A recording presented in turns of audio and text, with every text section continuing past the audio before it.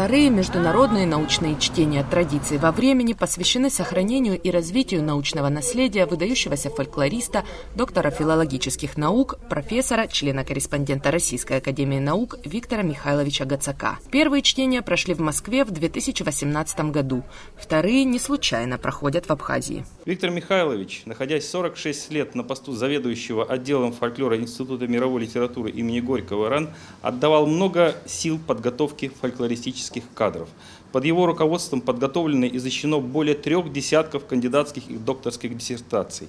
Ученики Виктора Михайловича работают во всех регионах современной России и в странах дальнего и ближнего зарубежья. Есть они и в Абхазии. Среди абхазских учеников Виктора Гацака фольклорист, доктор филологических наук Джульетта Адлейба, поэт, драматург, доктор филологических наук Валентин Когония, а также видный специалист в области кавказской фольклористики, нартоведения, президент Академии наук Абхазии Зураб Джапуа. Виктор Гацак был убежден, что наука начинается в поле и придерживался принципа неразделимой триады – собирание, теория, эдиция. Его ученик Зураб Джапуа использовал тот же подход при создании Центра нартоведения и полевой фольклористики при Абхазском государственном университете. Текстологическое постижение многомерности фольклора он считал самой базовой для фольклористики.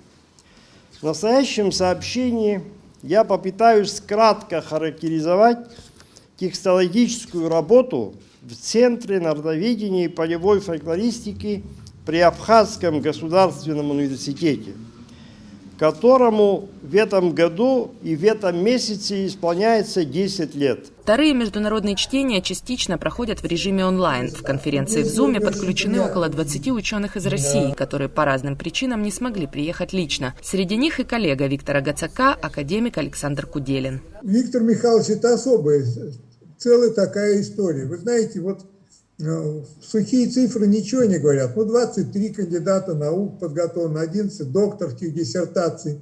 На самом деле я работал с Виктором Михайловичем еще и в Высшей аттестационной комиссии Советского Союза.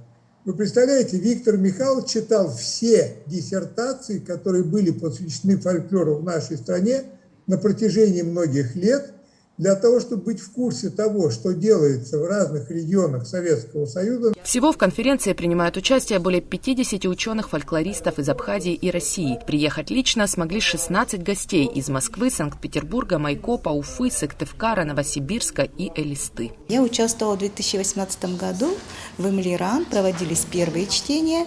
Я тогда как раз же защитила кандидатскую диссертацию по эпосу, я исследователь эпоса, да.